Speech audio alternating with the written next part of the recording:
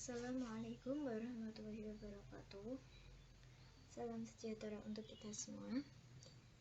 Selamat pagi dan apa kabar teman-teman semua? Semoga teman-teman semua dalam keadaan sehat walafiat. Amin. Baik, sebelumnya perkenalkan, nama saya Sylvia Emil, biasa dipanggil Sylvie. Saya adalah mahasiswi dari Institut Agama Islam Negeri Kudus, program studi Tadris IPS. Baik, di sini saya akan sedikit memberikan materi tentang geografi kelas 12 semester genap ya.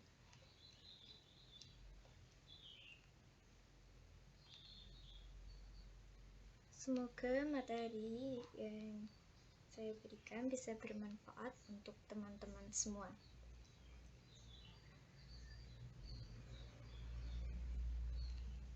Sebelum masuk ke materi, saya mau bertanya nih.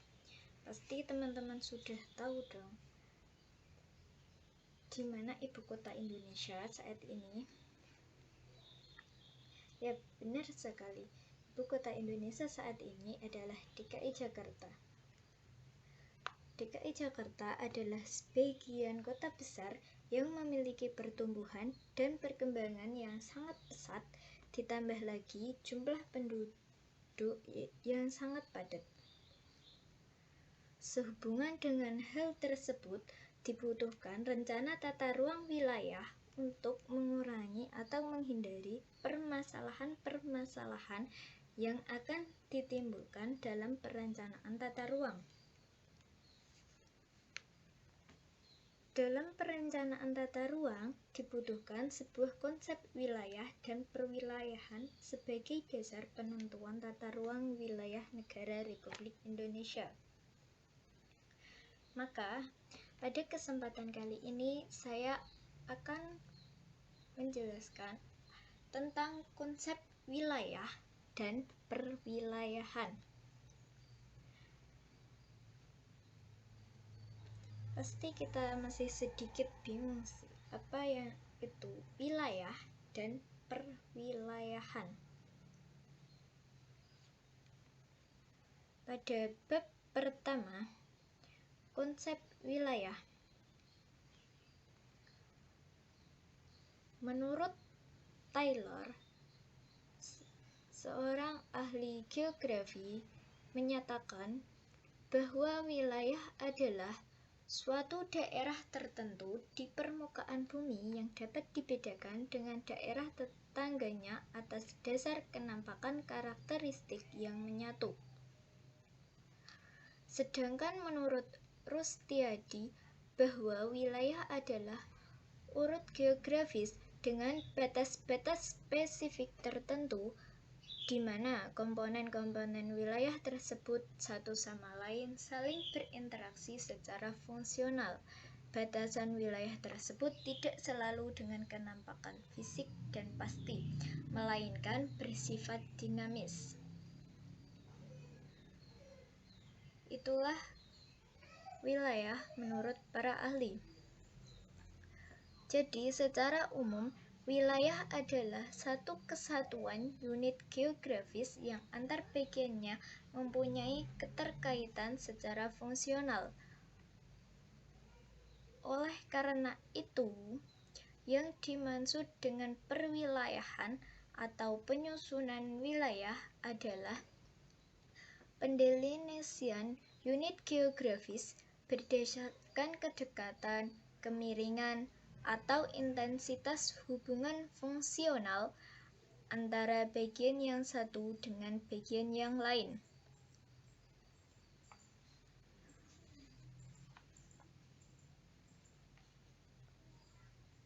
Wilayah dan perwilayahan merupakan sesuatu yang berbeda.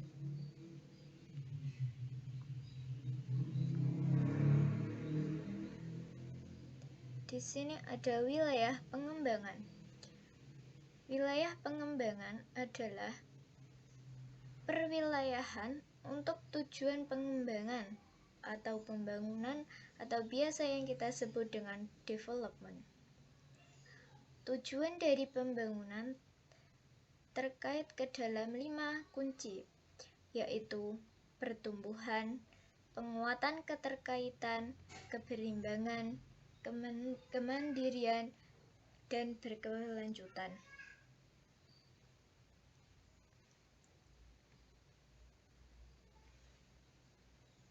Definisi dari region atau lazim yang kita sebut sebagai wilayah dalam geografi dapat dilihat dari sudut pandang dan kepentingan masing-masing. Wilayah dapat diartikan sebagai bagian permukaan bumi yang memiliki batas-batas dan ciri-ciri tersendiri berdasarkan lingkup pengamatan atas satu atau lebih fenomena atau kenampakan tertentu. Mas Koco mengungkapkan bahwa region dapat mempunyai bermacam-macam arti. Suatu wilayah atau region bukan hanya suatu unit geografis, namun boleh jadi suatu unit penggunaan lahan, unit pemukiman, unit produksi, unit perdagangan, unit transportasi, atau unit komunikasi. Secara umum, region atau wilayah dapat diartikan sebagai bagian permukaan bumi yang dapat dibedakan dalam hal-hal tertentu dari daerah sekitarnya. Batasan tersebut sesuai dengan pendapat Fisher pada tahun 1975 yang mengungkapkan bahwa suatu konsep region memandang suatu daerah sebagai suatu wilayah atau tata ruang yang mempunyai ciri-ciri khas yang kurang lebih sama atau homogen. Jadi, sifat suatu wilayah itu homogen atau sejenis dan dengan segera dapat dibedakan dari daerah-daerah lain bagi keperluan perencanaan pembangunan dan pengambilan kebijakan tertentu. Konsep region atau wilayah berubah-ubah dan mengalami perkembangan, sehingga muncul beberapa pengertian. Wilayah yang kadang-kadang berbeda sebagai akibat proses klasifikasi yang berbeda pula, seperti dalam uniform region dan nodal region. Namun, pada prinsipnya, region lebih dititik beratkan sebagai suatu wilayah yang mempunyai ciri-ciri keseragaman, gejala internal atau internal uniformity, yang membedakan wilayah yang bersangkutan dari wilayah lainnya. Ciri-ciri dari internal uniformity ini dapat berupa gejala fisik maupun gejala non-fisik. Dari gejala fisik seperti keseragaman vegetasi, keseragaman dari iklim, relief permukaan tanah, atau yang lain sebagainya. Sedangkan gejala non-fisik seperti bentuk aktivitas dan perekonomian, adat istiadat, bentuk pemerintahan, pola permukiman, dan lain-lainnya. Region dengan dasar internal uniformity itu biasanya disebut dengan formal region. Contohnya adalah di gambar nomor 1, wilayah perkebunan sebagai wilayah homogen.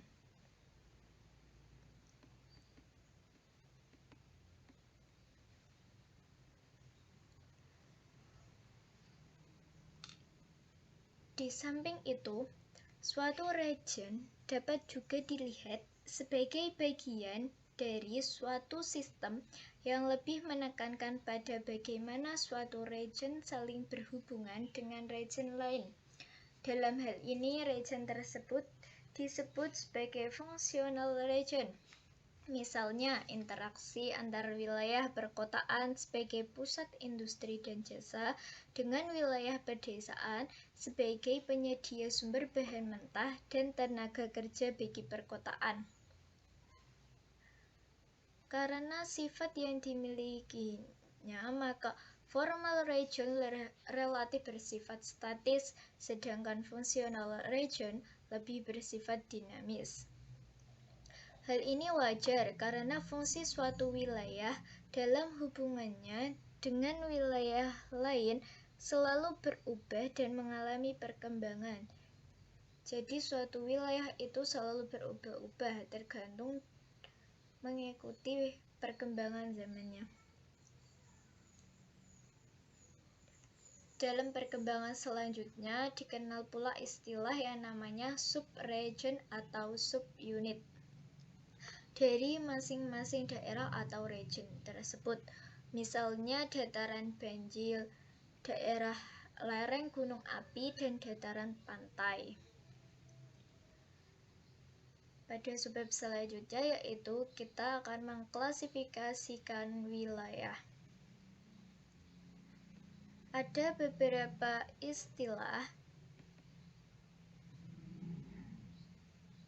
di Indonesia mempunyai pengertian yang serupa dengan konsep wilayah. Jadi ada yang sama istilah dengan wilayah, yang biasanya ada yang menyebut sebagai divisi, distrik, zona, realm, bentang lahan, dan lain sebagainya.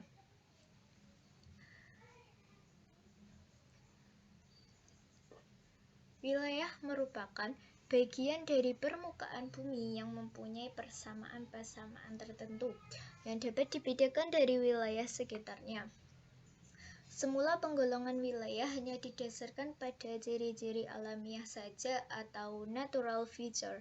Kemudian ditambah dengan suatu kenampakan tunggal atau single feature seperti iklim, topografi, vegetasi, morfologi, dan lain-lainnya.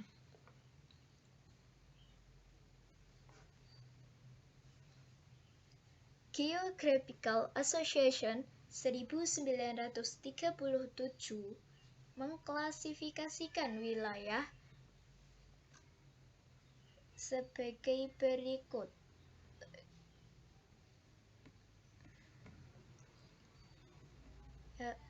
Yang pertama, generic region. Generic region yaitu penggolongan wilayah menurut jenisnya yang menekankan pada jenis wilayah seperti iklim, topografi, vegetasi, dan fisiografi. Misalnya, wilayah vegetasi dalam ini lebih ditekankan kepada jenis perwilayahannya saja. Yang kedua, specific region. Specific region merupakan wilayah tunggal yang mempunyai ciri-ciri geografis tertentu atau khusus, terutama yang ditentukan oleh lokasi absolut dan lokasi relatifnya.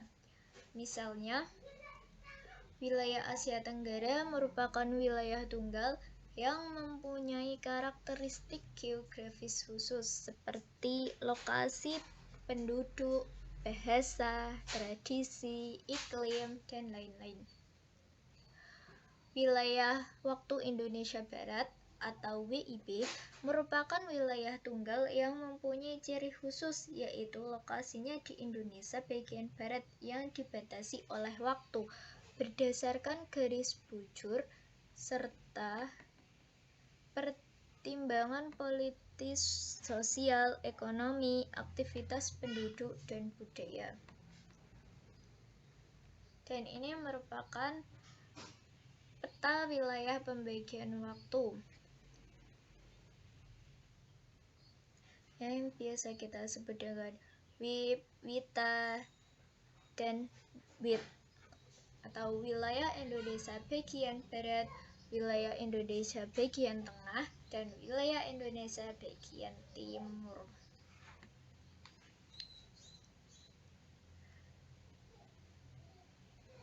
Ketiga, uniform region.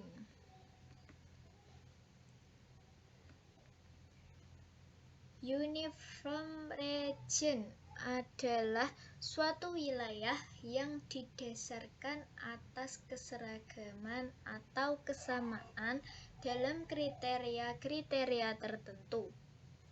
Wilayah geografis yang seragam berdasarkan kriteria tertentu dan dapat dibedakan dengan daerah tetangganya. Homogenitas dari wilayah formal dapat ditinjau dari kriteria fisik atau alam ataupun kriteria sosial budayanya. Contoh dari uniform region adalah wilayah pertanian yang mempunyai kesamaan, yakni adanya unsur petani dan lahan pertanian, dan kesamaan itu menjadikan sifat yang dimiliki oleh unsur-unsur yang membentuk wilayah. Yang keempat, nodal region.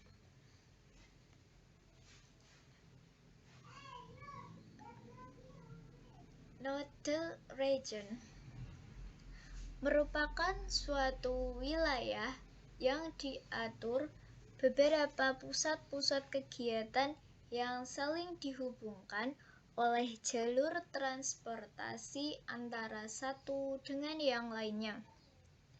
Wilayah geografik yang memperhatikan suatu hubungan fungsional antar wilayah formal yang interdependensi dan batas wilayah tersebut oleh sebuah titik pusat. Contoh dari nodal region adalah di Daerah Istimewa Yogyakarta atau DIY sebagai kota yang cukup besar dan unik, mempunyai beberapa pusat kegiatan seperti pusat kebudayaan Jawa, pusat pendidikan, pusat perdagangan, pariwisata, industri kerajinan, dan lain sebagainya. Pusat-pusat kegiatan tersebut satu sama lain dihubungkan dengan jaringan-jaringan transportasi dan komunikasi yang mempunyai suatu sistem keruangan dan kelingkungan yang terpadu sedemikian rupa membentuk suatu sistem kewilayahan.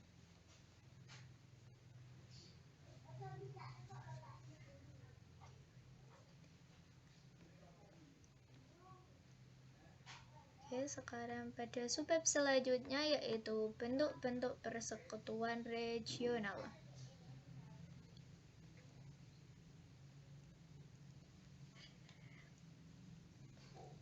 Berdasarkan beberapa kajian tentang perwilayahan, dapat dikatakan bahwa suatu negara atau beberapa kelompok negara dengan berbagai ragam kenampakan yang khas seperti struktur sosial, ekonomi, pertumbuhan, tingkat pendidikan, penduduknya, tingkat ketergantungan ekonominya, dan lain-lainnya dapat disebut sebagai region.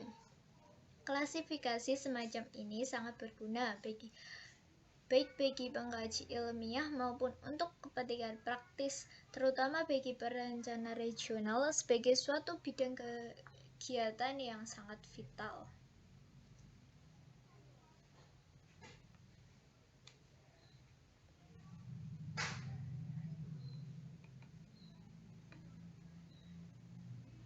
Atas dasar kajian tentang wilayah, maka muncul bentuk-bentuk persekutuan atau perhimpunan regional.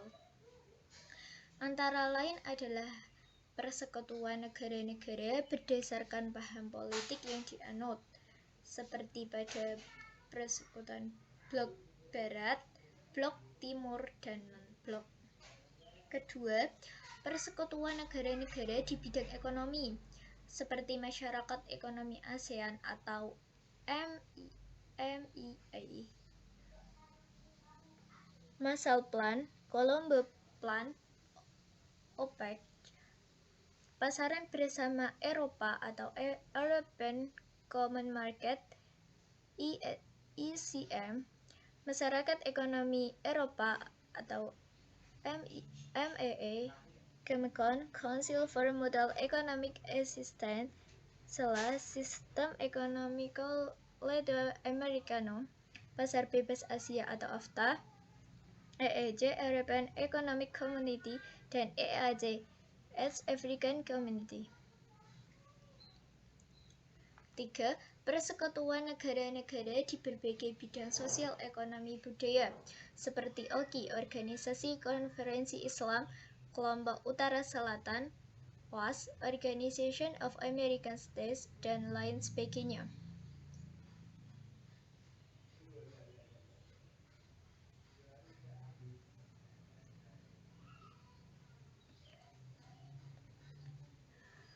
Regionalisasi wilayah pembangunan dapat pula dijadikan contoh suatu region, development region, yang dapat dijadikan dasar suatu perencanaan. Misalnya ketika masa Orde Baru Indonesia masih mempunyai 26 provinsi, Indonesia dibagi menjadi beberapa wilayah pembangunan dan 4 wilayah pembangunan.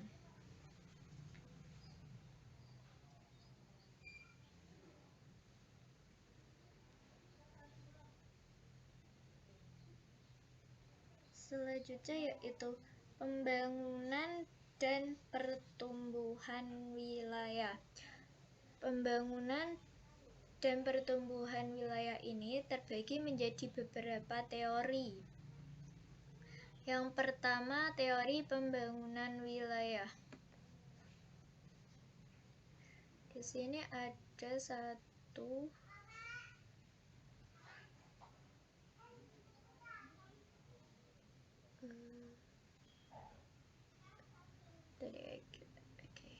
kita jelaskan dari yang nomor 1,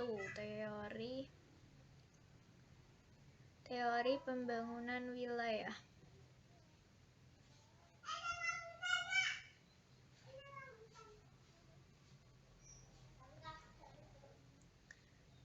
Ada beberapa teori mengenai perkembangan wilayah yang sering digunakan sebagai model. Teori tersebut pada umumnya berdasarkan tinjauan perkembangan ekonomi beberapa negara. Untuk mengelompokkan teori-teori tersebut sangat sulit karena banyak faktor berpengaruh yang harus dipertimbangkan, seperti periode waktu teori tersebut lahir, pijakan yang digunakan sebagai tolak ukur, dan ide yang terkandung dalam teori tersebut. Pada prinsipnya, ada 3 kelompok teori pembangunan wilayah, yakni yang pertama adalah kelompok yang berasal dari mazhab historis, antara lain teori dari Frederick Lewis, Karl Popper, dan W. W. Rostow. Yang kedua dari mazhab analitis, antara lain dari teori Adam Smith, Harold Domar, dan Solo Swan. Dan yang ketiga merupakan gabungan dari mazhab historis dan mazhab analitis, seperti teori yang dikemukakan oleh Schumpeter dan lain-lain. Pada kesempatan ini tidak semua teori perkembangan wilayah dibahas. Namun, mudah-mudahan yang dibahas di sini dapat mewakili sejumlah teori-teori ya, teman-teman. Beberapa teori pembangunan wilayah tersebut adalah control theories, teori ketergantungan, teori perkembangan wilayah dari Rostow, dan teori 3 gelombang dari Toffler. Yang ke-A, teori control theories meliputi 2 teori, yaitu determinisme lingkungan alam dan determinisme kebudayaan.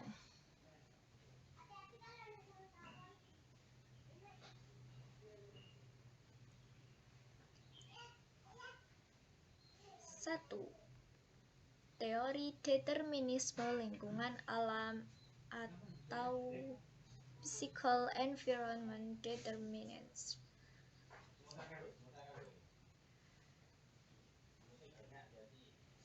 Teori ini berpandangan bahwa pengaruh lingkungan alam sangat kuat terhadap perkembangan masyarakat suatu wilayah atau negara. Pengaruh ini dapat positif, bisa juga negatif. Misalnya beberapa negara yang terletak di daerah tropis akan menghadapi masalah-masalah seperti adanya temperatur yang panas dalam melemahkan energi dan aktivitas kerja masyarakat. Banyaknya hujan mengakibatkan terbentuknya rawa-rawa dan genangan air yang merupakan tempat yang ideal bagi berbagai sumber penyakit dan lain sebagainya. Bahkan Ellsworth Huntington 1961 berpendapat bahwa lingkungan alam sangat besar pengaruhnya terhadap kehidupan manusia lebih lanjut.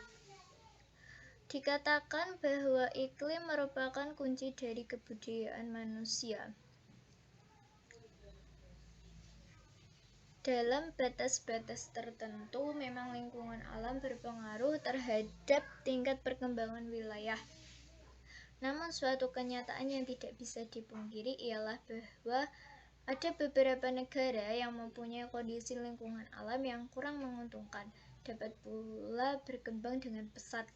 Hal ini bisa terjadi karena adanya faktor-faktor lain yang juga berpengaruh terhadap perkembangan suatu negara, yaitu faktor dari kemampuan akal pikiran manusia yang dimanifestasikan dalam ilmu pengetahuan dan teknologinya. 2. Determinisme lingkungan kebudayaan atau cultural determinism, yang beranggapan bahwa perbedaan suatu bangsa akan sangat berpengaruh terhadap tingkat kemajuan suatu wilayah. Teori ini memandang bahwa segala sesuatu akan bisa dicapai dengan menggunakan akal pikiran manusia dan nilai keberhasilan pembangunan diukur dari segi pencapaian materi yang dimiliki.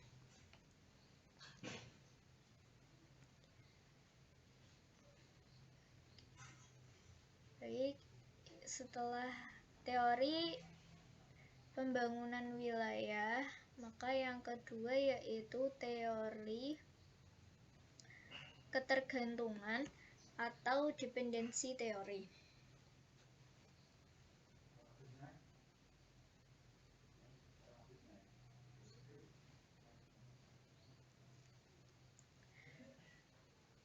Teori ketergantungan atau dependensi teori. Dalam teori ketergantungan, sebenarnya ada beberapa aliran atau mazhab, yakni aliran Marxis, Neo-Marxis, dan non-Marxis. Namun prinsipnya teori ini beranggapan bahwa keterbelakangan atau underdevelopment yang dialami negara-negara berkembang bermula pada saat masyarakat negara tersebut tergabung atau incorporate ke dalam sistem ekonomi dunia kapitalis. Dengan demikian, masyarakat negara berkembang tersebut kehilangan otonominya dan menjadi negara pinggiran dari daerah-daerah metropolitan yang kapitalis. Selanjutnya, daerah-daerah pinggiran ini dijadikan daerah-daerah jajahan dari negara-negara metropolitan. Mereka hanya berfungsi sebagai produsen bahan mentah atau raw materials dan konsumen barang-barang jadi yang dihasilkan oleh industri di negara-negara metropolitan tersebut. Dengan demikian, timbullah struktur ketergantungan yang merupakan penghambat hampir tidak dapat diatasi bagi negara-negara berkembang. Jadi dalam teori ketergantungan ini, daerah-daerah pinggiran sangat bergantung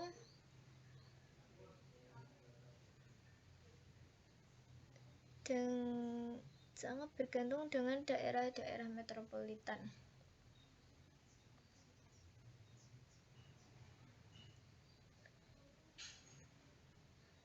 Jadi, dari uraian tersebut dapat dikatakan bahwa berdasarkan teori ketergantungan, tergabungnya itu secara paksa atau forced incorporate negara-negara yang sebagian besar pernah dijajah ke dalam sistem ekonomi kapitalisme dunia merupakan penyebab dari keterbelakangan atau underdevelopment negara-negara yang sedang berkembang tersebut.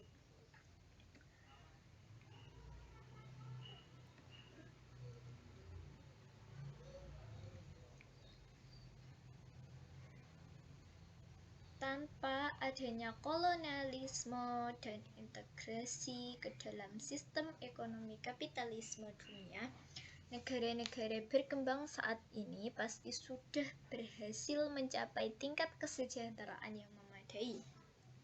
Dan bukannya tidak mungkin untuk mengembangkan industri-industri manufaktur atau usaha lain atas kekuatan sendiri. Salah satu kelemahan dari teori ini adalah bahwa satu-satunya penyebab terjadinya keterbelakangan dan ketergantungan adalah karena kolonialisme dan integrasi dari negara-negara berkembang ke dalam sistem ekonomi kapitalisme dunia. Jadi intinya, kelemahan dari teori ini adalah karena kolonialisme dari integrasi negara berkembang ke dalam sistem ekonomi kapitalisme.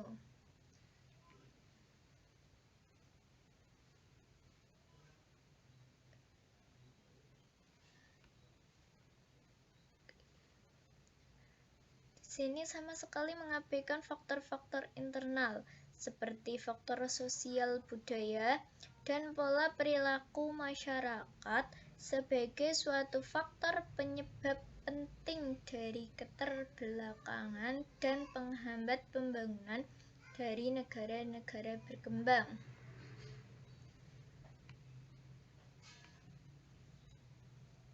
Teori yang ketiga adalah teori Rostow. Rostow mencetuskan teori pertumbuhan ekonomi yang pada mulanya dikemukakan sebagai suatu artikel dalam Economic Journal yang kemudian dibukukan dengan judulnya yaitu The Stage of Economic Growth pada tahun 1971.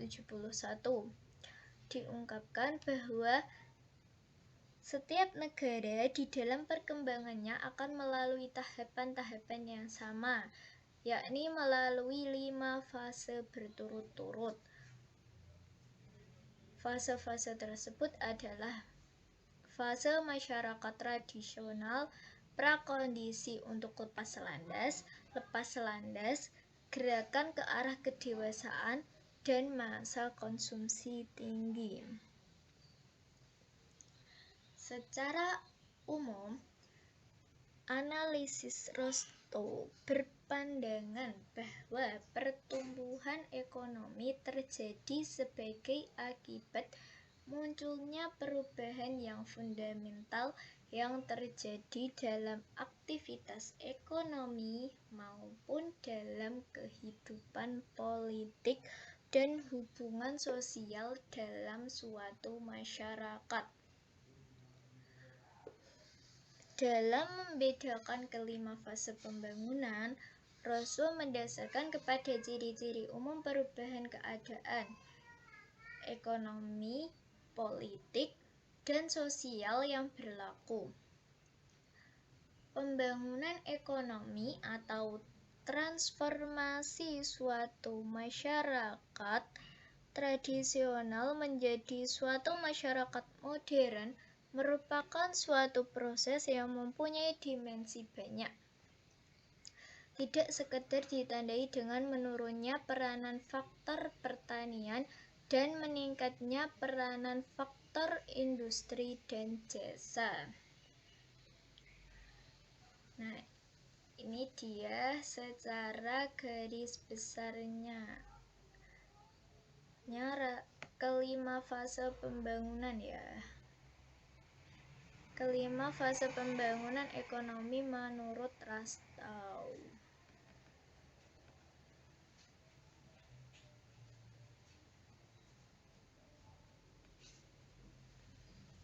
Yang pertama adalah masyarakat tradisional atau the traditional community.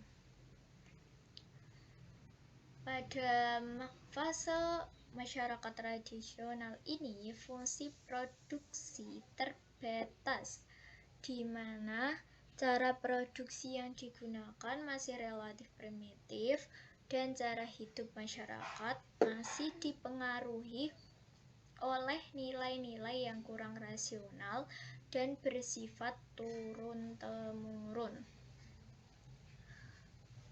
Tingkat produksi masih sangat terbatas dan sebagian sumber-sumber daya masyarakat digunakan untuk kegiatan dalam sektor pertanian. Jadi di dalam fase masyarakat tradisional ini, kebanyakan masyarakatnya bekerja di dalam bidang pertanian atau di sektor pertanian. Dan di sektor pertanian, struktur sosialnya sangat bersifat hierarkis. Yang kedua, prasyarat untuk lepas landas atau the precondition for takeoff. Pada fase prasyarat untuk lepas landas ini, masyarakat sudah mulai mempersiapkan diri untuk dipersiapkan dari luar untuk mencapai pertumbuhan yang mempunyai kekuatan untuk terus berkembang, atau yang biasa disebut dengan self-sustained growth. Pada fase prasyarat untuk lepas landas pula dan seterusnya, pertumbuhan ekonomi akan berlaku secara otomatis. Ada dua corak yang menyertai tahap prasyarat lepas landas ini. Pertama adalah tahap prasyarat lepas landas yang dialami oleh negara-negara Eropa, Asia, Timur Tengah, dan juga Afrika, di mana tahap ini dicapai dengan perombakan masyarakat tradisional yang sudah lama ada. Corak yang kedua adalah tahap prasyarat lepas landas yang dicapai oleh negara-negara born free seperti Amerika Serikat, Kanada, Australia, dan New Zealand. Di negara-negara tersebut mengalami prasyarat lepas landas tanpa harus merombak sistem masyarakat yang tradisional.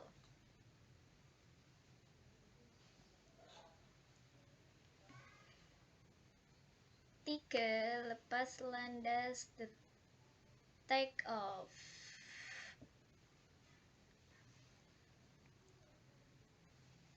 Tahap selanjutnya yaitu lepas landas atau take off. Pada awal tahap lepas landas ini terjadi perubahan yang drastis dalam masyarakat seperti revolusi politik, terciptanya kemajuan yang pesat dalam inovasi, atau terbukanya pasar-pasar baru.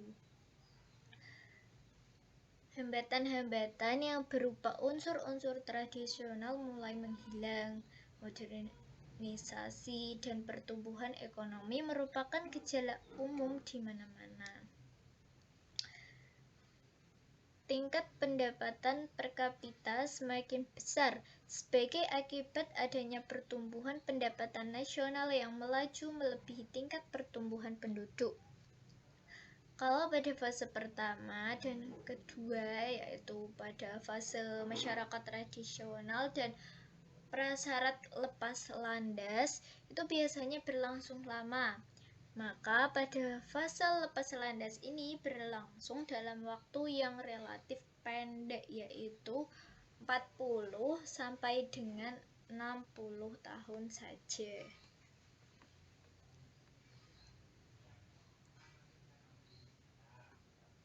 Oke, yang ketiga, yang keempat, gerakan ke arah kedewasaan atau to drive to maturity.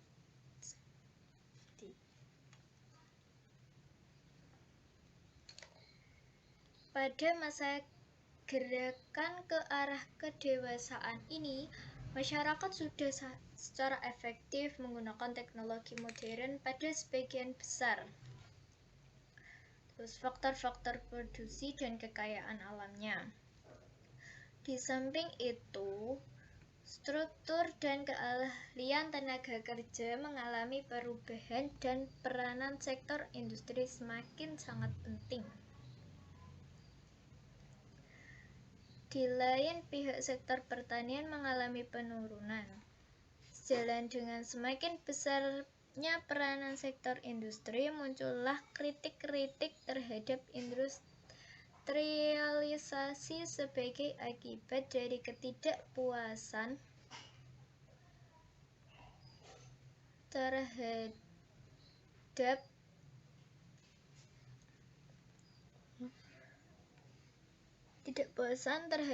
dampak industrialisasi. Pada fase ini pula peningkatan keuntungan ekonomi semakin melimpah ke dalam kesejahteraan sosial dan penanaman modal ke wilayah. Demikian pula sifat kepemimpinan maupun kemahiran dan kepandaian pada para pekerja menjadi semakin terspesialisasi secara lanjut.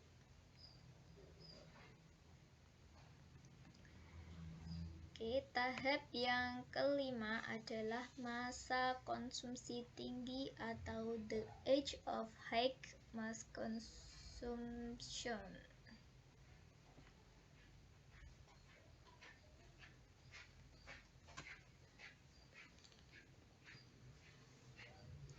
Pada fase masa konsumsi tinggi ini, orientasi tidak lagi pada masalah produksi, akan tetapi lebih difokuskan kepada masalah-masalah yang berkaitan dengan peningkatan kualitas konsumsi serta kesejahteraan masyarakat.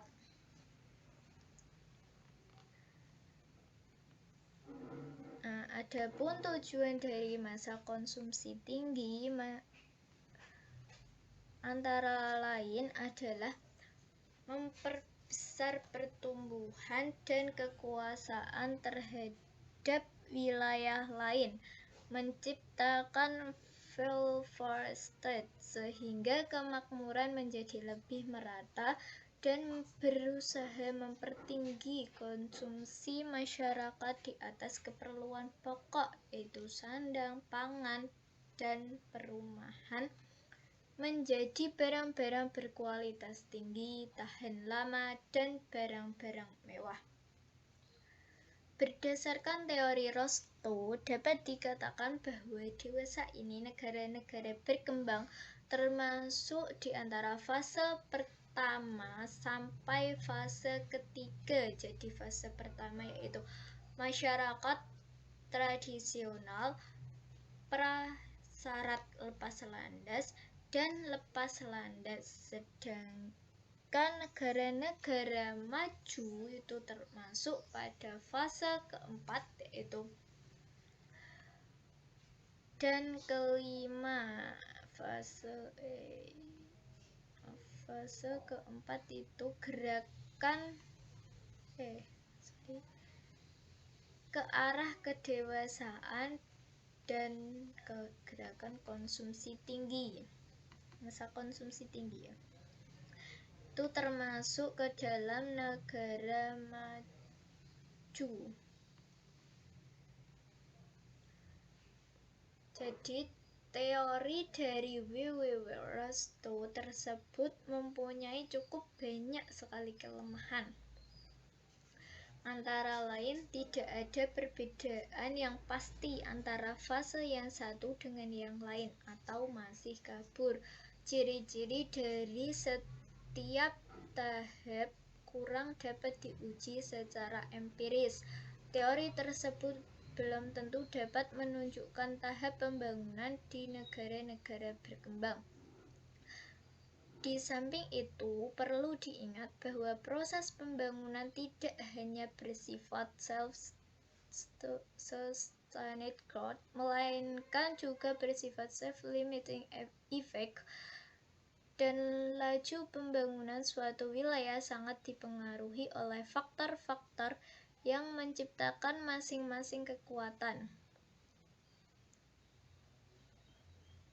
Nah, teori yang selanjutnya adalah teori gelombang. Teori tiga gelombang maksud saya dari Toffler dalam bukunya The Third Wave pada tahun 1980 mengklasifikasikan masyarakat suatu wilayah atau negara ke dalam 3 gelombang, yaitu gelombang 1, gelombang 2, dan gelombang 3. Gelombang 1 atau peradaban pertanian. Pada masa gelombang 1 ditandai dengan banyaknya masyarakat memakai baterai alamiah atau living battery. Keluarga mencakup keluarga besar extended family, yang berarti sanak saudara jauh pun dianggap anggota keluarga. Kaum petani bercocok tanam sekedar untuk memenuhi kebutuhan sendiri. Pasar bukan merupakan hal yang penting, karena kelebihan hasil pertanian akan disimpan dalam lumbung sebagai persediaan di musim paceklik. Jadi pada gelombang pertama ini, banyak masyarakat yang menggunakan baterai alami, tidak banyak yang menggunakan listrik. Terus keluarga itu mencakup sebagai keluarga besar. Pasar bukan hal yang penting. Terus tingkat ketergantungan antara wilayah yang satu dengan wilayah yang lain sangat kecil atau biasa kita sebut dengan low independency. Karena biasanya suatu wilayah berproduksi untuk dikonsumsi sendiri atau disebut prosumen. Gelombang kedua yaitu peradaban industri. Dalam masa peradaban industri ini, masyarakat sudah mulai menggunakan energi dari minyak dan gas yang tidak dapat diperbaharui. Keluarga hanya mencakup keluarga inti. Peranan pasar yang sangat vital.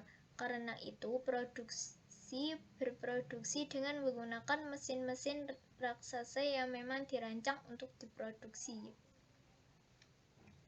Pendidikan dan media massa memegang peranan penting, dan ada kecenderungan manusia mulai mendominasi alat. Pemborosan bahan baku dan energi sangat menonjol, demikian pula mobilitas penduduk. Masyarakat pada masa gelombang kedua atau peradaban industri sudah banyak berkomunikasi dengan menggunakan media kertas dan jasa postal dalam rangka mendapatkan bahan baku dan memasarkan hasil produksi. Daerah jajahan direbut, dan hal ini diikuti dengan adanya penggerakan nasionalisme. Gelombang kedua ini sering dikiaskan dengan big is beautiful.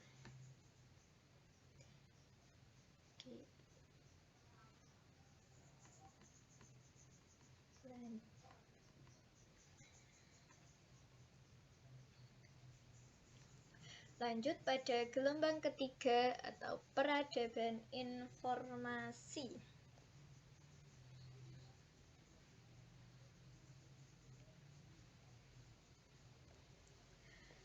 Pada masa peradaban informasi ini, masyarakat sudah banyak menggunakan energi yang diperbarui.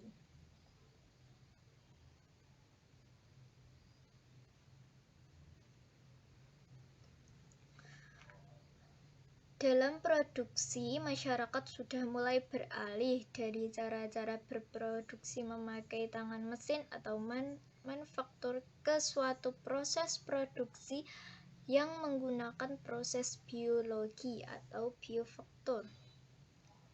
Ketergantungan atau keterkaitan antara wilayah yang sangat menonjol dan bersifat menyeluruh atau high interdependency. Adapun suatu gejala yang sangat menonjol adalah terutama teknologi yang tinggi, meliputi teknologi penerbangan dan angkasa luar, teknologi alternatif yang dapat diperbarui, penerapan bioteknologi, dan yang mungkin paling mempengaruhi globalisasi yakni teknologi informasi. Ada beberapa gejala gelombang 1 yang muncul pada masa ini, antara lain timbulnya gejala global village dan deurbanisasi karena bagusnya layanan telekomunikasi dan transportasi, dan timbulnya gejala di mana konsumen ingin memproduksi barang-barangnya sendiri.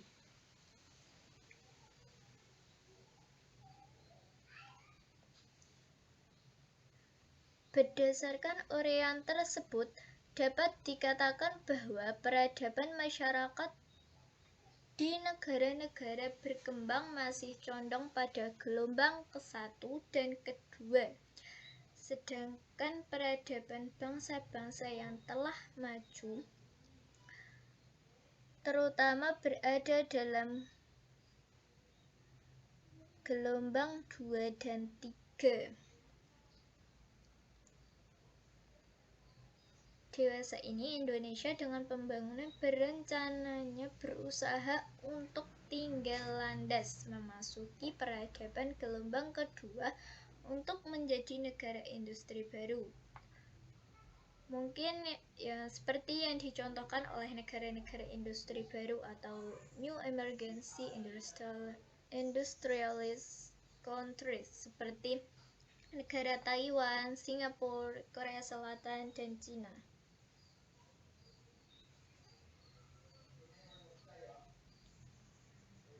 Teori yang kelima yaitu teori interaksi wilayah.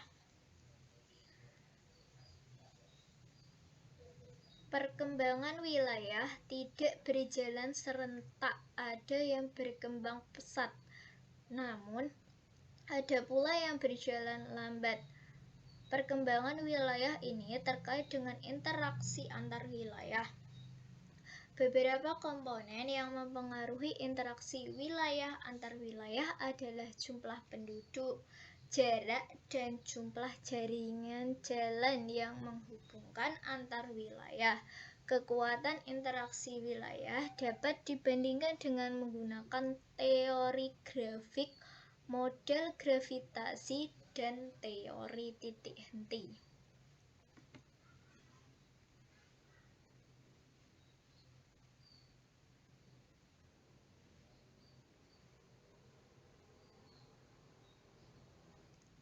Teori grafik. Salah satu komponen penting interaksi antar wilayah adalah infrastruktur berupa jaringan jalan. Makin banyak jaringan jalan yang menghubungkan antar kota, maka alternatif distribusi penduduk, barang, dan jasa semakin lancar. Teman-teman tentu sependapat bahwa antara satu wilayah dan wilayah lain senantiasa dihubungkan oleh jalur-jalur transportasi, sehingga membentuk pola jaringan transportasi. Tingkat kompleksitas konektivitas jaringan yang menghubungkan berbagai wilayah merupakan salah satu indikasi kuatnya arus interaksi. Sebagai contohnya adalah dua wilayah yang dihubungkan dengan satu jalur jalan tentunya memiliki kemungkinan hubungan penduduknya jauh lebih kecil dibandingkan dengan dua wilayah yang memiliki jalur transportasi yang lebih banyak. Untuk menganalisis potensi kekuatan interaksi antar wilayah ditinjau dari struktur jaringan jalan sebagai prasarana transportasi. Kajekanski mengembangkan teori grafik dengan membandingkan jumlah kota atau daerah yang memiliki banyak rute jalan sebagai sarana penghubung kota-kota tersebut.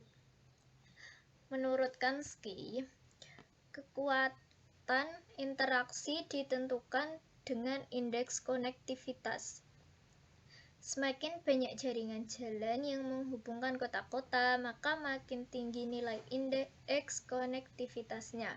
Hal ini tentunya berpengaruh terhadap potensi pergerakan manusia, barang, dan jasa karena prasarana jalan sangat memperlancar tingkat mobilitas antar wilayah. Analisis indeks konektivitas dapat dijadikan salah satu indikator dan pertimbangan untuk menentukan lokasi usaha yang potensial menguntungkan karena memiliki nilai interaksi yang tinggi. Indeks konektivitas yang tinggi dapat ditafsirkan wilayah tersebut memiliki interaksi yang tinggi pula sehingga memperlancar arus pergerakan manusia.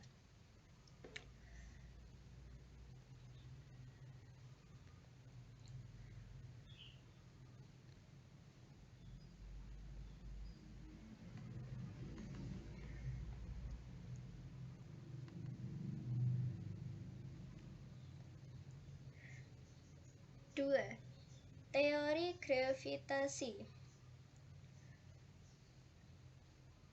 Teori gravitasi ini pertama kali diperkenalkan dalam disiplin ilmu fisika oleh Sir Isaac Newton.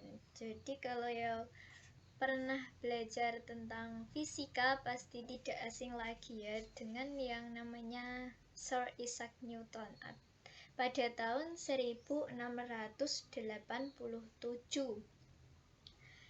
Inti dari teori gravitasi adalah bahwa dua buah benda yang memiliki massa tertentu akan memiliki gaya tarik-menarik antara keduanya yang dikenal sebagai gaya gravitasi.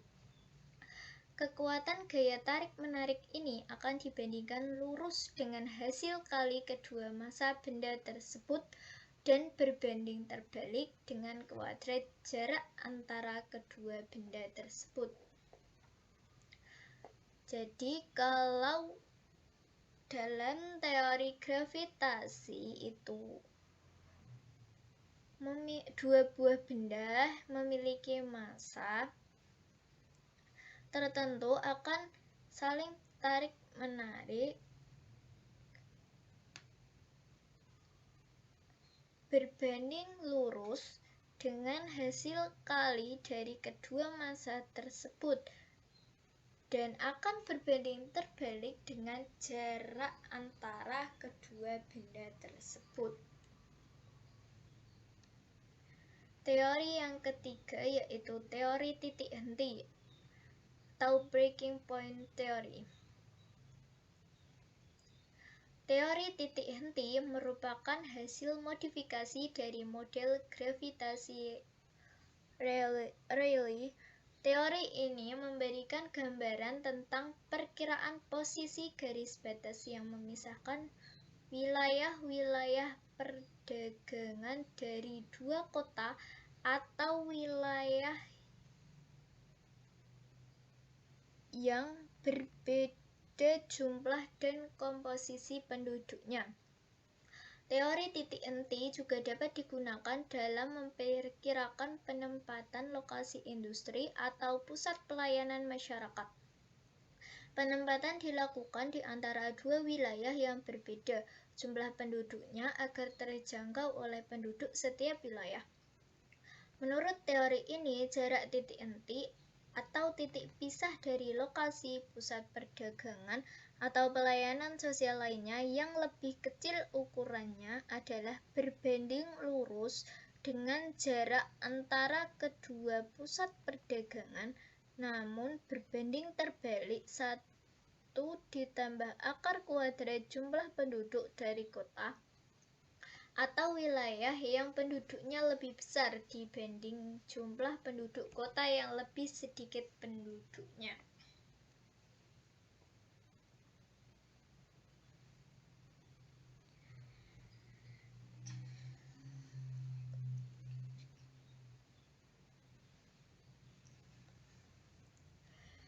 Setelah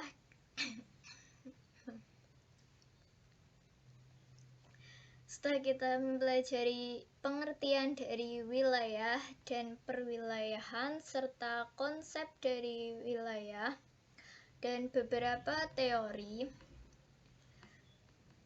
pada bab selanjutnya kita akan mempelajari pertumbuhan wilayah.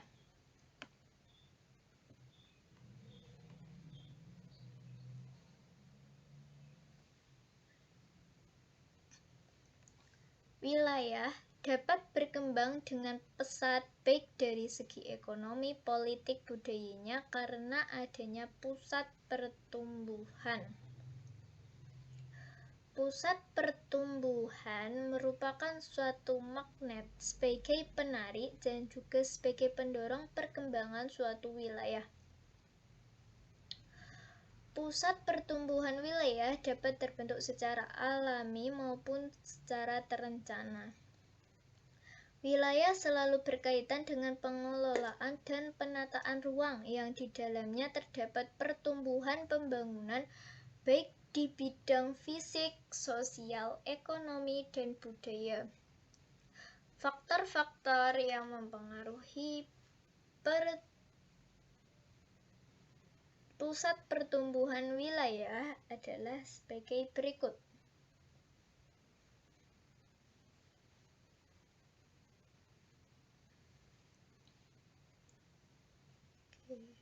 Yang pertama adalah faktor fisik.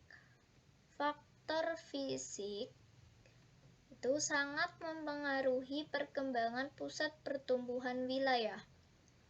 Faktor fisik biasanya meliputi topografi, iklim, keadaan tanah, keadaan air, dan lain sebagainya. Kondisi fisik suatu wilayah yang memenuhi syarat-syarat tertentu untuk pengembangan wilayah akan lebih cepat berkembang. Misalnya pada topografi datar, ketersediaan air yang mencukupi, kondisi tanah yang stabil, serta terhindar dari banjir, tanah longsor, gempa, dan lain sebagainya. Maka, dalam wilayah tersebut akan lebih cepat berkembang. Faktor yang kedua yaitu faktor pengambil kebijakan.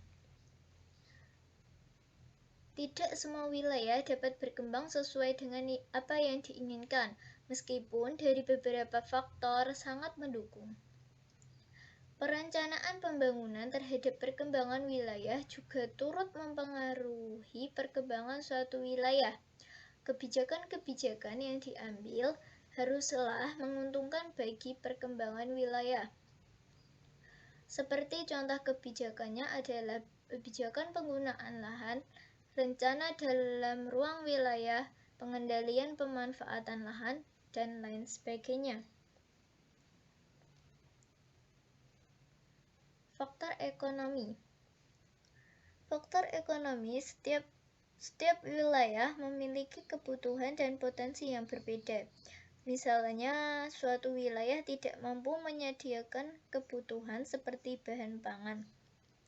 Sementara wilayah lain memiliki potensi untuk menyediakan bahan pangan, begitu juga sebaliknya. Maka akan terjadi hubungan timbal balik yang saling mempengaruhi. Jadi di dalam faktor ekonomi ini biasanya suatu wilayah akan saling berhubungan karena untuk memenuhi kebutuhan ekonomi wilayah tersebut, maka wilayah tersebut akan membutuhkan wilayah lain. Karena tidak mungkin dalam suatu wilayah itu memiliki semua hal yang dibutuhkan dalam bidang ekonomi. Faktor yang keempat adalah faktor sosial. Faktor sosial. Suatu wilayah dapat dikatakan sebagai pusat pertumbuhan wilayah apabila wilayah tersebut kondisi pendidikan, pendapatan, kesehatan masyarakatnya lebih terjamin bila dibandingkan dengan wilayah yang lain.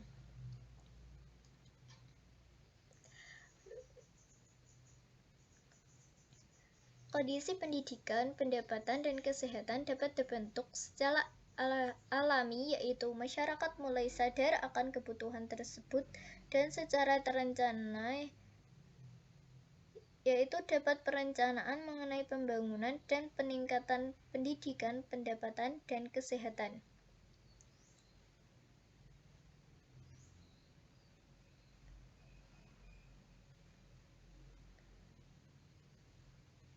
Faktor sarana pendukung.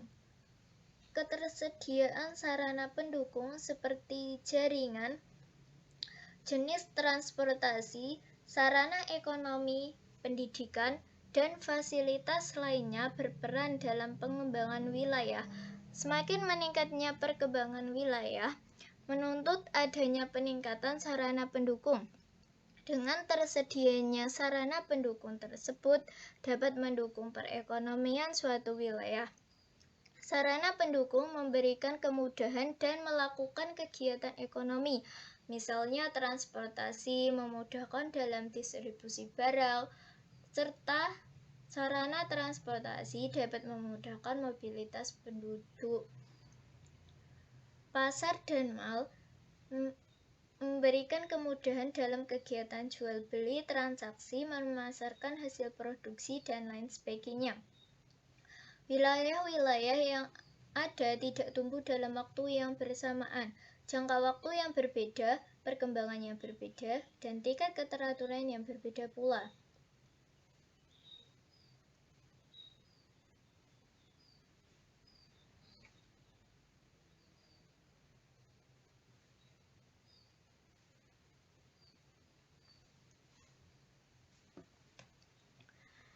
Oke, selanjutnya yaitu fungsi dari pusat pertumbuhan wilayah.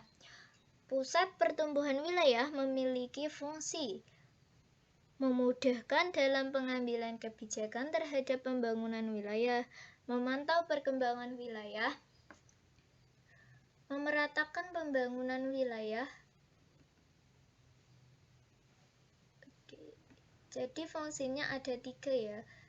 Yang pertama yaitu memudahkan dalam pengambilan kebijakan terhadap pembangunan, memantau perkembangan wilayah, dan pemerataan pembangunan wilayah.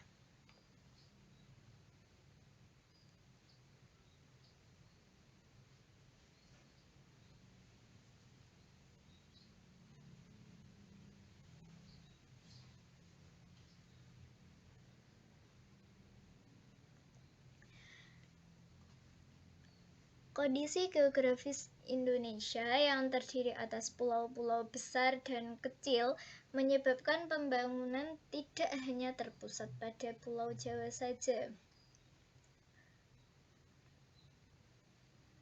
Untuk pemerataan pembangunan, dibentuklah perwilayahan yang terdiri atas beberapa provinsi.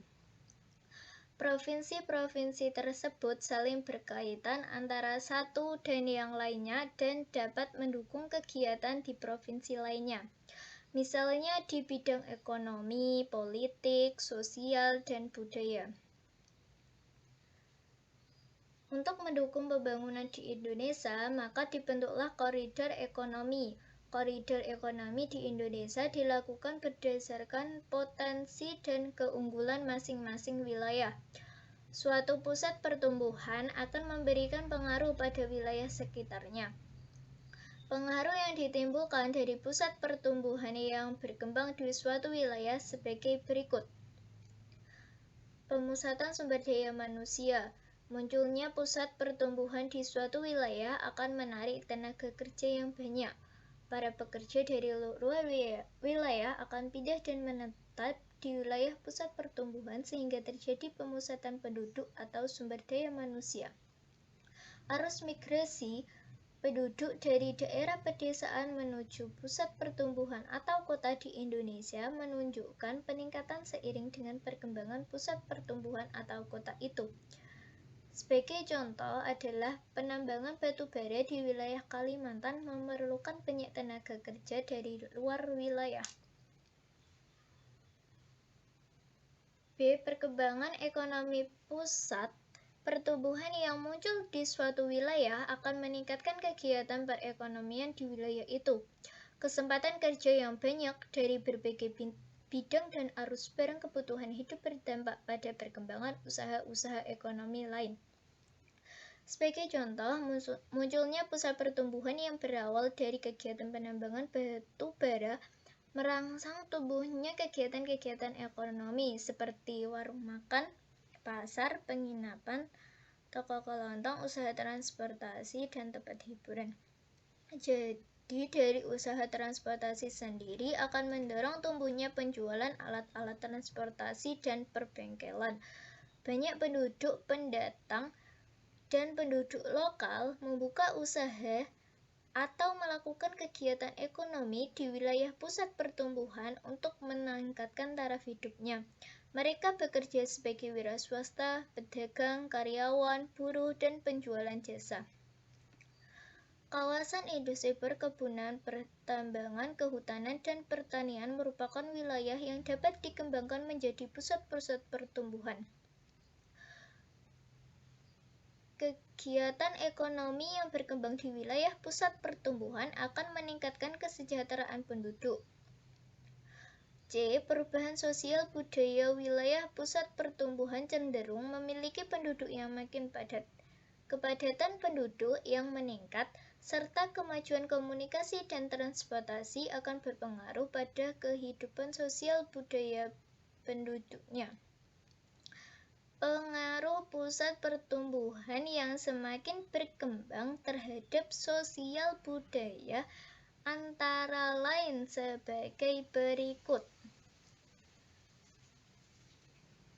Pertama, penduduk termotivasi untuk memiliki keterampilan dan pengetahuan guna mengatasi masalah akibat perubahan sosial budaya. 2. Menyebabkan akulturasi dan asimilasi nilai budaya akibat mobilitas penduduk, baik yang melalui migrasi maupun pertambahan alami dari berbagai latar belakang budaya. Membuka arus informasi dan komunikasi dari luar wilayah semakin meningkat yang akan mempercepat pertumbuhan daerah tersebut. Keempat, membuka lapangan pekerjaan yang banyak dan luas sehingga meningkatkan taraf hidup masyarakat dan status sosial mereka akan meningkat seiring peningkatan kesejahteraan hidup. Melatih masyarakat untuk mengatur waktu, disiplin, bersikap hemat, serta tidak terpengaruh oleh tuntutan barang dan jasa yang berlebihan.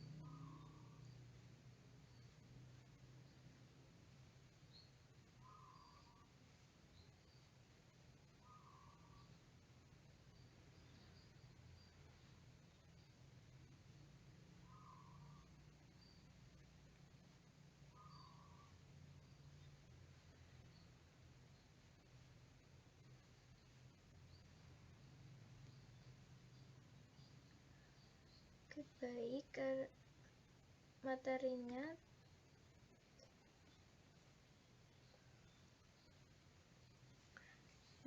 cukup sekian. Kita lanjutkan dengan mencoba latihan soal sama pembahasannya ya. Latihan soal. Soal nomor 1. Wilayah yang dicirikan oleh adanya aliran barang atau orang yang memusat merupakan A. Uniform region, B. Nodal region, C. Natural region, D. Genetic region, E. Specific region. Jawaban dari soal nomor 1 adalah B atau nodal region. Nodal region atau wilayah fungsional merupakan wilayah yang dicirikan oleh adanya kegiatan yang saling berhubungan antara beberapa pusat atau adanya aliran orang atau barang yang memusat. Jadi, karena soalnya itu wilayah yang dicirikan adanya aliran barang atau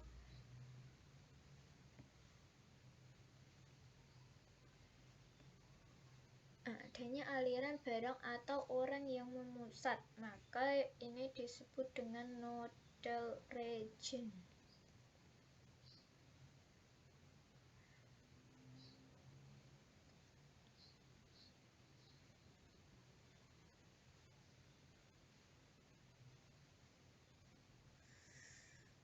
Jawabannya adalah E.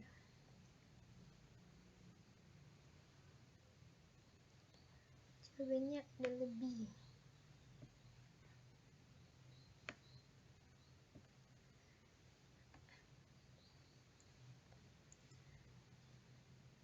Kalau natural region adalah wilayah yang secara alami,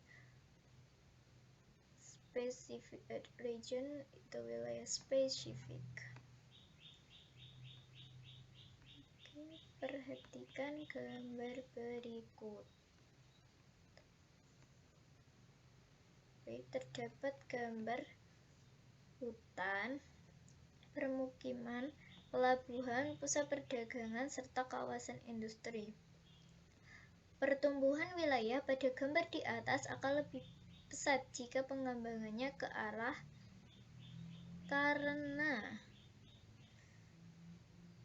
pertumbuhan wilayah pada gambar tersebut akan lebih pesat jika pengembangannya ke arah pusat perdagangan ya. Ke pusat perdagangan. Mengapa pertumbuhan wilayah pada gambar di atas dikembangkan untuk pusat perdagangan? Karena di sini aktivitas perdagangan itu akan memicu pertumbuhan ekonomi dan wilayah yang ada akan dapat maju lebih cepat. Nah, di sini kan ada pusat perdagangan, sedangkan di sebelahnya itu ada kawasan industri. Kawasan industri ini dapat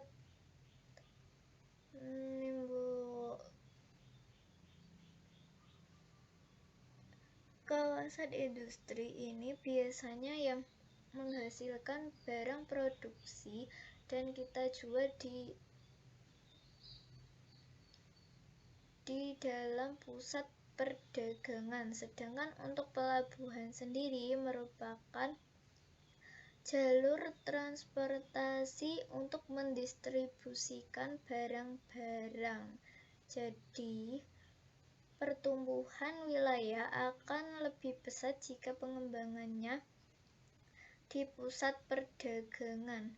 Kalau kita lebih mengembangkan pusat perdagangannya, maka akan menjadi semakin maju.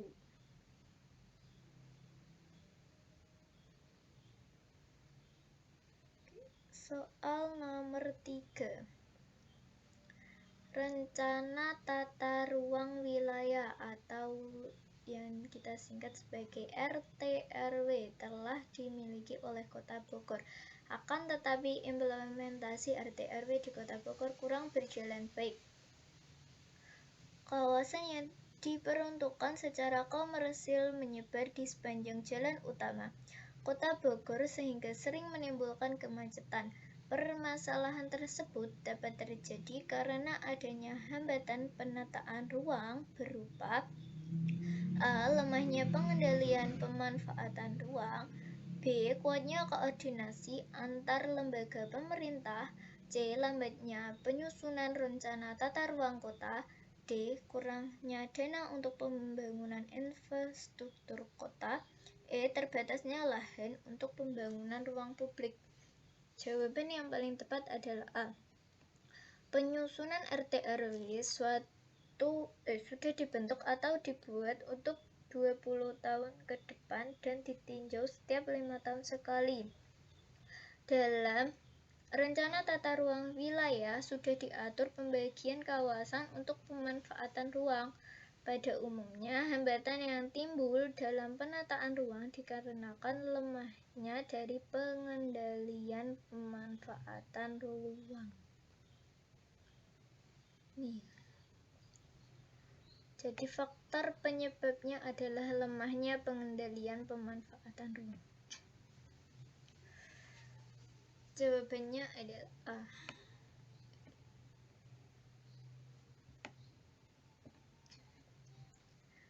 Pusat pertumbuhan yang termasuk wilayah pembangunan 4.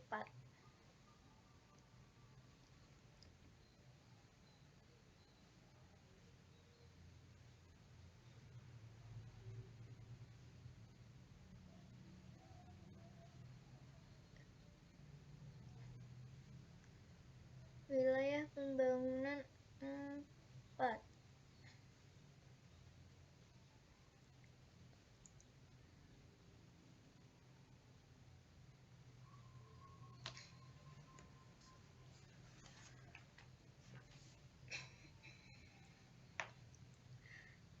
Wilayah pembangunan utama B. Berpusat pertumbuhan utamanya adalah Jakarta. Wilayah ini meliputi wilayah pembangunan 3, itu Jambi, Sumatera Selatan, Bengkulu, yang berpusat di Palembang.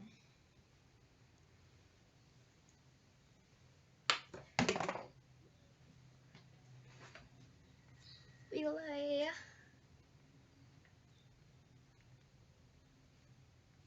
pembangunan 4 meliputi Lampung, Jakarta, Jawa Barat, Jawa Tengah, dan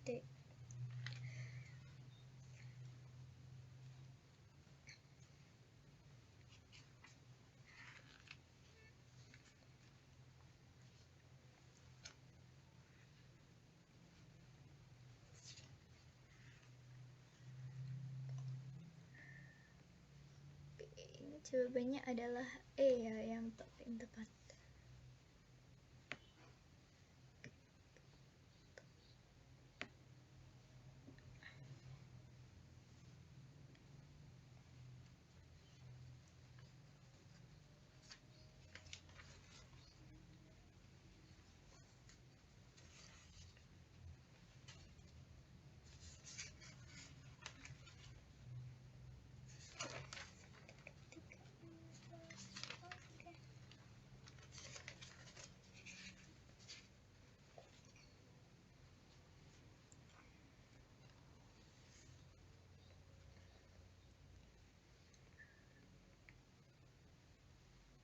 Ciri-ciri dari desa. Ketergantungan pada alam, lembaga sosial mulai berkembang, adanya transisi adat istiadat, mata pencaharian penduduk yang mulai heterogen, pendidikan dan keterampilan masih rendah. Jadi ciri-ciri dari desa swakarya.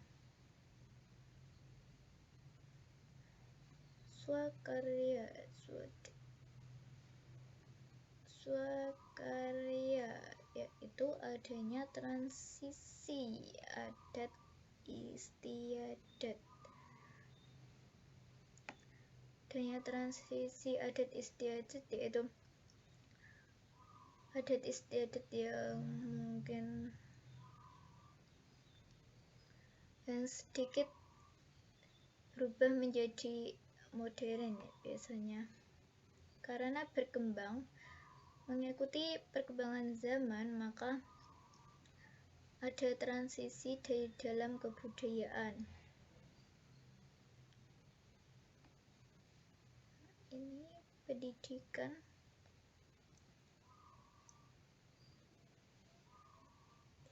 dan keterampilan masih rendah, ini tidak ya.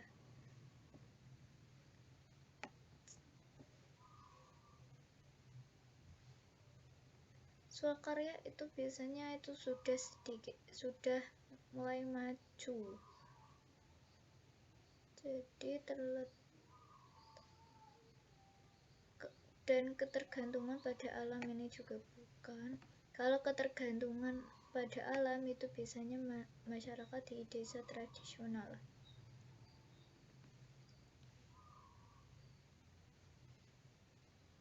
Dua, iya, lembaga sosialnya mulai berkembang, ini iya.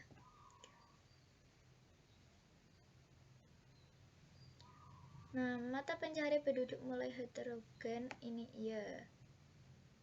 Karena mata pencaharian penduduk itu mulai beragam, tidak hanya sejenis. Jadi mata pencaharian tidak hanya petani atau nelayan, tetapi bermacam-macam. Ada yang berdagang, berkebun, bertani, beternak, bahkan bisa saja menjadi industri. Jadi jawaban yang paling tepat adalah 2, 3, dan 4.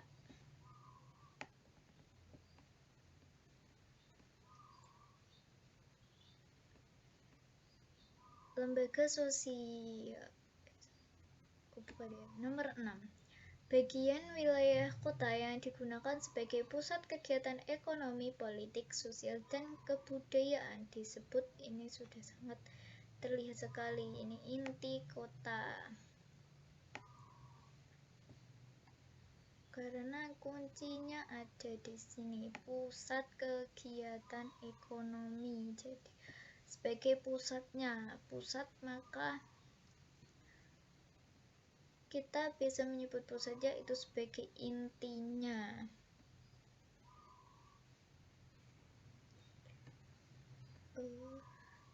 Soal nomor 7.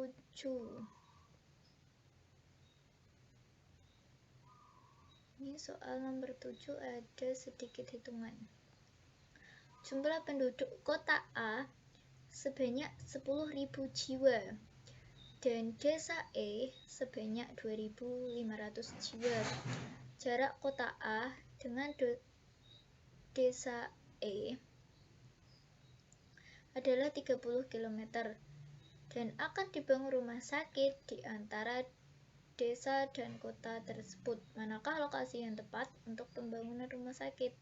Jadi di sini ada kota A. Kita coba kabar dulu ya. Ini kota A. Dan di sini itu ada desa B. Desa E maksud saya. Desa E. Di antara kota A dan desa E ini akan dibangun sebuah rumah sakit. Jadi di antara A dan E itu akan dibangun sebuah rumah sakit. Lokasi yang tepat untuk membangun rumah sakit tersebut adalah kita menggunakan rumus dari titik henti. Rumus dari titik henti adalah jarak kita bagi dengan 1 ditambah akar dari banyaknya jumlah penduduk atau penduduk yang jumlahnya paling banyak dibagi dengan penduduk yang jumlahnya sedikit.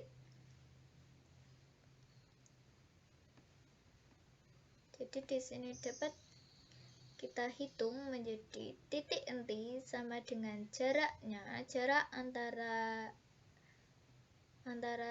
kota A dan desa E itu adalah 30, maka J itu sama dengan 30. Kita bagi dengan 1 ditambah dengan akar dari penduduk terbanyak. Penduduk terbanyak yaitu 10.000 jiwa. 10.000 jiwa dibagi dengan penduduk sedikit yaitu 2.500 jiwa. Maka hasilnya adalah 30 dibagi 1 ditambah 10.000 dibagi 2.500, hasilnya 4, maka menjadi 30 dibagi 1 ditambah akar dari 4 atau 30 dibagi 1 ditambah dengan 2 menjadi 30 per 1 tambah 2 yaitu 3. Maka 30 dibagi 3 yaitu 10 km dari desa E. Mengapa dikatakan 10 km dari desa E? Karena jarak titik henti diambil dari wilayah dengan penduduk yang paling sedikit. Berarti jawabannya yang C. Dari E, karena E di sini itu penduduknya hanya sedikit, maka rumah sakit terdekat adalah dari E ke E sepanjang 10 km. Oke. Yang ke-8, soal nomor 8. Tahap interpretasi foto udara yang membedakan antara objek irigasi pertanian dan jumlah setapak, yaitu pada tahap kita bahas pertama analisis, deteksi, identifikasi, pengenalan,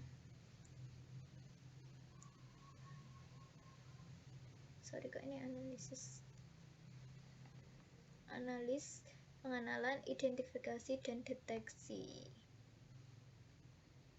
Analisis data penginderaan jauh. Deteksi adalah penentuan ada atau tidaknya suatu objek pada citra menggunakan sensor. Identifikasi adalah pengidentifikasian suatu objek yang tertangkap dengan sensor. Pengenalan untuk mengklasifikasi objek yang tampak pada citra. Analisis menunjukkan kelompok-kelompok yang mempunyai kekhususan sendiri. Jadi, tahap interpretasi foto udara yang membedakan antara objek irigasi pertanian dan jalan setapak. Yang membedakan berarti perbandingan objek irigasi pertanian dan jalan setapak ya. Jadi diidentifikasikan. Jawabannya yang paling tepat adalah B. Karena mencari perbedaan. Mengidentifikasikan suatu objek yang tertangkap pada sensor. 9. Perhatikan gambar citra satelit di bawah ini. Gambar garis memanjang berkelok-kelok. Jadi ini gambarnya garis memanjang berkelok-kelok di atas merupakan bagian dari citra penginderaan jauh yang diinterpretasikan sebagai kalau daerah perbukitan itu biasanya akan terlihat kayak seperti segitiga tapi agak begini. Itu kalau daerah perbukitan. Kalau jaringan jalan hampir sama dengan ini berkelok-kelok.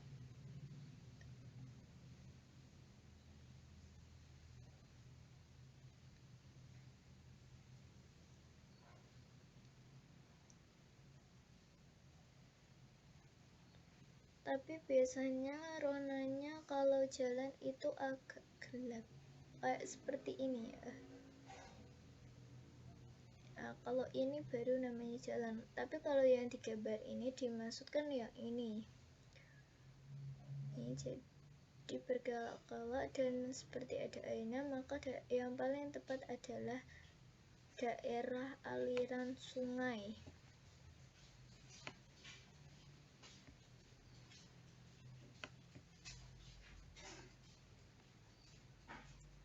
Karena itu seperti air yang memantulkan sinar. Nomor 10.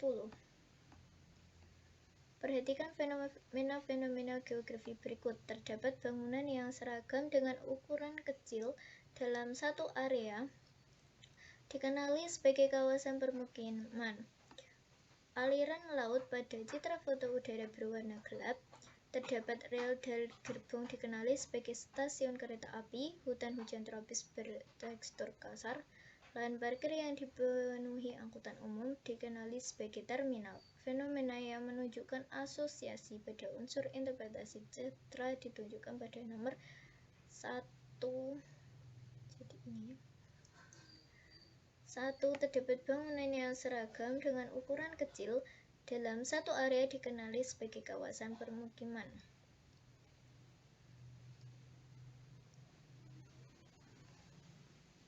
3. Terdapat rel dan gerbong dikenal sebagai stasiun kereta api. Jadi kalau ada rel terus ada gerbongnya, itu kita sebut sebagai stasiun kereta api. Kalau air laut itu biasanya foto udaranya bukan berwarna gelap, tapi agak sedikit terang karena memantulkan cahaya. Biasanya kalau air itu memantulkan cahaya. 1, 3. Bukan, kalau hujan tropis itu teksturnya bukan kasar ya. Kalau lahan parkir yang dipenuhi angkutan umum dikenal sebagai terminal. Ya, ini iya. Berarti yang paling tepat adalah 1, 3, dan 5.